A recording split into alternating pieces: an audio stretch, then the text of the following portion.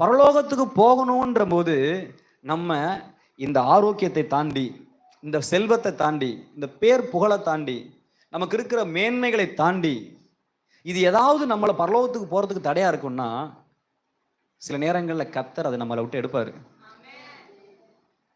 உண்மை. பைபிளை பாருங்க, எத்தனையோ குருடர்களை சுகமாக்கினார், எத்தனையோ ஊனர்களை நடக்க வைத்தார், எத்தனையோ ஊமைகளை பேசினார். ஆனா பாவம் செய்கிறவனை பார்க்கும்போது சொல்றாரு, ஒரு கண் உனக்கு இடரல் உண்டாக்கினால் என்ன இயேசுப்பா, புரியுதா உங்களுக்கு? ரெண்டு கண் இல்லாதவனுக்கு சுகத்தை கொடுத்து பாடுறான்னு இயேசு இப்ப என்ன சொல்றாருன்னா, ஒருவேளை இந்த ரெண்டு கண் நல்லா தெரியுதுனால உனக்கு தப்பாவே பார்க்க தோணுதுன்னா, ஒத்த கையை உள்ள விட்டு நோண்டி என்ன பண்ணிரு, எடுத்துரு, நீ குருடனா கூட இருந்துரு பரவாயில்ல. அப்படின்னா என்ன அர்த்தம்?